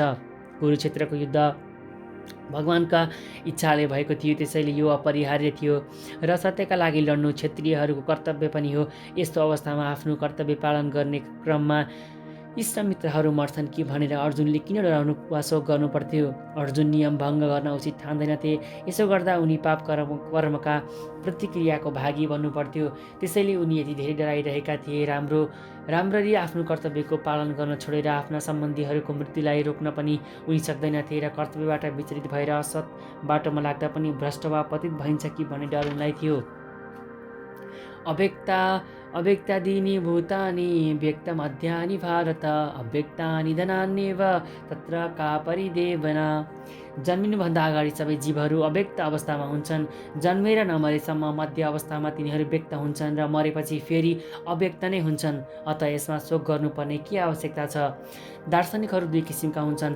एक किसिमका दार्शनिकहरू आत्माको अस्तित्वलाई स्वीकार गर्दछन् र अर्का किसिमका दार्शनिकहरू स्वीकार गर्न मान्दैनन्। यी दुवै अवस्थामा शोक गर्नुपर्ने कुनै कारण देखिँदैन। वेदान्तवादीहरू आत्माको अस्तित्व नमान्ने दार्शनिकहरूलाई नास्तिक भन्दछन्। यदि तर्कका लागि यो नास्तिकतावादी सिद्धान्तलाई मान्ने भए पनि मृत्युमा शोक गर्नुपर्ने कारण छैन। आत्माको स्वतन्त्र अस्तित्वभन्दा भिन्न सम्पूर्ण भौतिक पदार्थहरू सृष्टिभन्दा अगाडि अदृश्य अवस्थामा रहन्छन्। अदृश्य रहने यही सूक्ष्म अवस्थाबाट नै दृश्य उत्पन्न गर्ने अवस्था आउँदछ। जस्तै आकाशबाट हावा र हावाबाट आगो प्रकट हुन्छ, आगोबाट पानी उत्पन्न हुन्छ र पानीबाट पृथ्वी प्रकट हुन्छ, पृथ्वीबाट विभिन्न प्रकारका वस्तुहरू प्रकट हुन्छन्। उदाहरणका लागि एउटा गगनचुम्बी महल पृथ्वीबाटै प्रकट हुन्छ, अनि जब त्यसलाई भत्काइन्छ त्यो अदृश्य हुन्छ र परम अवस्थामा त्यो अणुको रूपमा विद्यमान रहन्छ। समय अनुसार वस्तुहरू प्रकट वा अप्रकट अवस्थामा रहे पनि शक्ति संरक्षणको नियम यथावत रहिरहन्छ। भिन्नता यति हो त्यसैले कुनै वस्तु प्रकट वा अप्रकट हुँदा चिन्तित हुनुपर्ने कारण केही छैन। अप्रकट अवस्थामा पनि वस्तुको सूक्ष्म अस्तित्व समाप्त हुँदैन। सुरुको र अन्त्यको दुवै अवस्थामा सम्पूर्ण तत्त्वहरू अप्रकट नै रहन्छन्। केवल बीचको अवस्थामा मात्रै तिनीहरू प्रकट हुन्छन्। त्यसैले यसबाट भौतिक रूपमा पनि कुनै विशेष अन्तर पर्दैन। यदि भगवद् गीतामा भनिए बमोजिमको वैदिक ज्ञानको निष्कर्षलाई मान्ने भए पनि भौतिक शरीर समयका क्रममा अन्तबन्त इमे देहा नाश हुने किसिमको छ र आत्मा नित्ययोक्ता शरीर शाश्वत छ। अत हामीले सधैँभरि के कुरामा ध्यान राख्नुपर्दछ भने यो शरीर आत्माको परिधान वा लुगा कपडा जस्तो हो। त्यसो भए कपडा परिवर्तन गर्दा शोक किन? शाश्वत आत्माको तुलनामा भौतिक शरीरको अस्तित्व क्षणभङ्गुर छ। शरीरको अस्तित्व सपना जस्तो हो। सपनामा हामी आकाशमा उडिरहेका हुन सक्दछौँ, राजा बनेर रथमा बसिरहेका हुन सक्दछौँ, तर जब हामी उड्दछौँ त्यस समय न हामी आकाशमा उडिरहेका हुन्छौँ न रथमा बसिरहेका हुन्छौँ। वैदिक ज्ञानले भौतिक शरीरको अस्तित्वविहीनताका आधारमा मानिसलाई आत्मा साक्षात्कार गर्न उत्साहित गरेको छ। अत हामीले आत्माको अस्तित्वलाई माने पनि नमाने पनि दुवै स्थितिमा शरीरको विनाश भयो भनेर शोक गर्नुपर्ने कुनै कारण छैन। आश्चर्यवत् पश्यन्ति कश्चिदेनम आश्चर्यवद वदति तथैव चान्य आश्चर्यवच्चैनमन्य शृणोति श्रुत्वाप्येन वेदं न चैव कश्चित्। यो आत्मालाई कसैले आश्चर्यका रूपमा हेर्दछन्, कसैले आश्चर्यका रूपमा व्याख्या गर्दछन्, कसैले आश्चर्यकै रूपमा यसको बारेमा सुन्दछन्, तर कोही यसका बारेमा सुनेर पनि केही बुझ्न सक्दैनन्। गीतोपनिषद विशेष गरी उपनिषदहरूकै सिद्धान्तमा आधारित भएको हुनाले कठोपनिषदको 1:2-7 पनि यो श्लोक हुनु कुनै आश्चर्यको कुरा होइन। श्रवण यापि बहुभिर्यो न लभ्य शृण्वन्तोऽपि बहवो यमनविदो आश्चर्य वक्ता कुशलस्य लब्धा आश्चर्यस्य ज्ञाता कुलला सुनिशिष्ट। यो अणु आत्मा विशाल शरीर भएका पशुहरूका शरीरमा पनि छ, विशाल वरको वृक्षभित्र पनि छ, केवल 1 इन्च ठाउँमा करोडौँका सङ्ख्यामा अटाउने अति सूक्ष्म कीटाणुभित्र पनि एउटा आत्मा विद्यमान छ। वास्तवमा यो अति आश्चर्यजनक कुरा हो। अज्ञानी र असाधु व्यक्तिले आत्माको यो आश्चर्यजनक अणुरूपी झिल्कोको आश्चर्यलाई बुझ्न सक्दैनन्। तिनलाई संसारको पहिलो प्राणी ब्रह्माजीलाई पनि शिक्षा दिन सक्ने महाज्ञानीले नै किन सम्झाउने? वस्तुहरूको सूक्ष्म स्थूल भौतिक धारणबाट प्रभावित भएका यस युगको अधिकांश मानिसहरू कसरी यति सानो कणरूपी आत्मा त्यति विशाल र त्यति सूक्ष्म हुन सक्दछ भनेर कल्पना नै गर्न सक्दैनन्। अत मानिसले आत्माको आश्चर्यजनक स्वभावलाई या त उसको शारीरिक गठनका आधारमा हेर्दछन् या वर्णन गरिएका आधारमा हेर्ने गर्दछन्। भौतिक शक्तिद्वारा मोहित मानिसहरू इन्द्रिय तृप्तिका लागि नै विषय वस्तुहरूमा लिप्त हुन्छन्। आत्मज्ञानका कुरा बुझ्ने समय उनीहरूलाई अति थोरै हुन्छ। यद्यपि सत्य कुरा के हो भने आत्मज्ञान बिना बाँच्नका लागि गरिएका सम्पूर्ण क्रियाकलापहरू व्यर्थ हुन्। आत्मज्ञान बिनाका जीवन सङ्घर्षको एउटै परिणाम पराजय हो। हुन सक्दछ उनीहरूमा मानिसले आत्मचिन्तन गर्नै पर्दछ र यसरी नै भौतिक सङ्कटहरूको समाधान खोज्नु पर्दछ भन्ने चेतना आएको छैन। आत्माका विषयमा सुन्ने चाहना भएका केही मानिसहरू राम्रो सङ्गत पाएर प्रवचनहरूमा पनि उपस्थित हुन्छन्, तर कहिलेकाहीँ अज्ञानवश उनीहरू परमात्मा र परम आत्मालाई अणु आत्मालाई एउटै मान्ने भुल गर्दछन्। परमात्माको अस्तित्व, अणु आत्माको अवस्था, तिनका आफ्ना क्रियाकलाप, आत्मा परमात्मा बीचको सम्बन्ध र अरू सम्पूर्ण साना कुराहरूको पूर्ण जानकारी भएको मानिस भेट्न निकै कठिन छ। आत्मज्ञानबाट पूर्ण लाभ प्राप्त गरेको र विभिन्न पक्षबाट आत्माको विश्लेषण गर्न सक्ने व्यक्ति खोजेर पाउन झन् कठिन छ। यदि कुनै किसिमले कुनै व्यक्तिले आत्मा सम्बन्धी विषयवस्तुलाई बुझ्न सके त्यसको जीवन सफल भयो भनी ठान्नु पर्दछ। अन्य कुनै पनि किसिमका मत र सिद्धान्तहरूबाट विचलित नभई परम आधिकारिक व्यक्तित्व भगवान श्रीकृष्णद्वारा दिइएको भागवत गीताको उपदेशलाई ग्रहण गर्नु नै आत्माको विषयलाई बुझ्ने सबैभन्दा सजिलो उपाय हो। तर यसरी कृष्णलाई भगवानका रूपमा स्वीकार गर्न सक्ने हुनको लागि पनि यो जन्म वा पूर्वजन्ममा कुनै ठुलै तपस्या वा यज्ञहरू गरेको हुनुपर्दछ। शुद्ध भक्तहरूको अहेतुकी कृपाद्वारा नै भगवान कृष्णलाई भगवानका रूपमा बुझ्न सकिन्छ। यो बाहेक भगवानलाई बुझ्ने अर्को कुनै उपाय छैन। देहि नित्यमवध्येयं देहे सर्वस्य भारत तस्मात् सर्वाणि भूतानि न त्वं शोचितुमर्हसि। हे भरतवंशी अर्जुन, शरीरमा रहने शरीरका स्वामीलाई कहिल्यै मार्न सकिँदैन, त्यसैले कुनै पनि जीवात्माका लागि तिमीले शोक गर्नु पर्दैन। अब भगवान अविनाशी आत्माका सम्बन्धमा दिने उपदेशको प्रसङ्गलाई टुङ्ग्याउन चाहनुहुन्छ। विभिन्न कोणबाट आत्माको अमरताको व्याख्या गर्दै भगवान श्रीकृष्णले आत्मा अविनाशी छ र शरीर नाशवान छ भन्ने सिद्धान्त स्थापित गर्नुभएको छ। अत एउटा क्षत्रिय भएको हुनाले अर्जुनले युद्धमा आफ्ना पितामह र गुरु भीष्म र द्रोणको मृत्यु हुन्छ भन्ने डरले आफ्ना कर्तव्य छोड्नु हुँदैन। भगवान श्रीकृष्णलाई प्रणाम गरेर आत्मा भौतिक शरीरभन्दा भिन्न वस्तु हो भन्ने कुरामा विश्वास मान्नु पर्दछ। तर आत्मा भन्ने कुनै वस्तु नै छैन वा रासायनिक अन्तर्क्रियाबाट भौतिक परिपक्वताको फलस्वरूप जीवनको विकास हुन्छ भन्ने धारणालाई मान्नु हुँदैन। आत्मा अमर छ भनेर हिंसालाई उत्साहित गरिएको होइन, तैपनि युद्धका समयमा या युद्ध नगरी नहुने अवस्थामा हिंसाको निषेध पनि गर्न सकिँदैन। यस्तो आवश्यकतालाई भगवानको स्वीकृति भएमा मात्र उपयुक्त मान्न सकिन्छ, मनोमानी किसिमले होइन। स्वधर्ममपि चावेक्ष्य न विकम्पि तु महर्षि धर्मादियुच्य श्रेयोन्य क्षत्रियस्य न विद्यते। एउटा क्षत्रियले गर्नुपर्ने विशिष्ट कर्तव्यलाई विचार गरेर धर्मका लागि युद्ध गर्नुभन्दा राम्रो अर्को कुनै कार्य छैन भन्ने कुरा तिमीले बुझ्नु पर्दछ र यस्तो कार्य गर्न तिमीले कुनै सङ्कोच मान्नु हुँदैन। सामाजिक सुव्यवस्थाका 4 तहमध्ये कुशल प्रशासन सम्बन्धी दोस्रो तहलाई क्षेत्रीय भनिन्छ। क्षेत्रको अर्थ हो चोट वा क्षति। जसले क्षति वा चोटबाट मानिसलाई बचाउँदछ त्यसलाई क्षेत्रीय भनिन्छ। क्षेत्रीयहरूलाई वनमा शिकार खेल्ने प्रशिक्षण पनि दिइन्छ। क्षेत्रीयहरू जङ्गलमा गएर बाघलाई पनि चुनौती दिन्छन् र तरबार लिएर बाघसँग प्रत्यक्ष लडाइँ गर्दछन्। यसरी बाघ मारिएमा राजकीय तरिकाले त्यस मृत बाघको अन्त्येष्टि गरिन्छ। अहिलेसम्म पनि जयपुर राज्यका क्षेत्रीय राजकुलले यो प्रचलनलाई छाडेका छैनन्। यस प्रकारले चुनौती दिने र मार्ने कामका लागि क्षेत्रीयहरूलाई प्रशिक्षण नै दिइन्छ, किनभने यस्तो धार्मिक हिंसा कहिलेकाहीँ अनिवार्य जस्तै हुन्छ। यसै कारणले गर्दा क्षेत्रीयहरूलाई सिधै सन्यास लिने विधान छैन। राजनीतिमा अहिंसा एउटा कुटनीति हुन सक्दछ, तर राजनीतिक सिद्धान्तकै कारण पनि हुन सक्दछ। धार्मिक नियमनका पुस्तकहरूमा यस्तो उल्लेख पाइन्छ।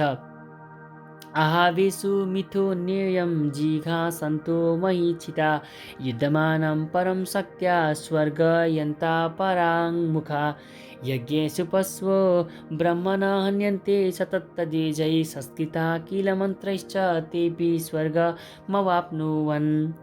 जसरी यज्ञमा ब्राह्मणहरूद्वारा अभिमन्त्रित भएर बलिदान गरिएका पशुहरू स्वर्गमा जान्छन्, त्यसै गरी अन्य विरोधी राजाहरूसँग युद्धभूमिमा लड्दै मरेका क्षेत्रीयहरू पनि स्वर्गीय लोकमा पुग्न सक्षम हुन्छन्। त्यसैले धर्मरक्षाका लागि युद्धमा क्षेत्रीयहरूलाई मार्नु र यज्ञाग्निमा पशुहरूलाई मार्नुलाई हिंसाकर्म मानिँदैन, किनभने यो पनि एउटा धार्मिक कार्य नै हो। यस्तो धार्मिक कार्यबाट दुवै लाभान्वित हुन्छन्। यस यज्ञमा बलिदान भएका पशुहरूले जीवको क्रम विकास प्रक्रियामा नपरी तुरुन्तै मानिसको जीवन प्राप्त गर्दछन् र त्यसै गरी युद्धमा मार्ने क्षेत्रीयहरूले पनि यज्ञहरू सम्पादन गरेर ब्राह्मणहरूले प्राप्त गर्ने स्वर्गलोक तुरुन्त प्राप्त गर्दछन्। स्वधर्म अर्थात् विशिष्ट कर्तव्य 2 प्रकारका छन्। जबसम्म मानिसले मुक्ति प्राप्त गर्दैन तबसम्म उसले धार्मिक नियमनपूर्वक शरीर अनुसारको कर्तव्य गर्नै पर्दछ। जब मानिस मुक्त हुन्छ त्यस समय उसको स्वधर्म आध्यात्मिक हुन पुग्दछ र त्यस्तो व्यक्तिमा शारीरिक अवधारणाको बुद्धि रहँदैन। शारीरिक अवधारणाको बुद्धि रहेसम्म ब्राह्मण होस् या क्षत्रिय उसले आफ्नो स्वधर्मको पालन गर्नै पर्दछ। स्वधर्मको विधान भगवानले बनाउनु भएको छ, जसको स्पष्ट व्याख्या 4th अध्यायमा गरिनेछ। शारीरिक स्तरमा वर्णाश्रम धर्मलाई नै स्वधर्म मानिन्छ। यो नै अध्यात्म बोधको सिँढी हो। मानवीय सभ्यताको आरम्भ वर्णाश्रम धर्मबाटै हुन्छ। यो स्वधर्म प्रकृतिबाट प्रदान गरिएको विशिष्ट शारीरिक गुणमा आधारित हुन्छ। जुनसुकै क्षेत्रमा पनि आफ्नो निर्धारित कर्तव्य स्वधर्म पालन गर्नाले जीवनको उच्चतम अवस्था प्राप्त गर्न सकिन्छ।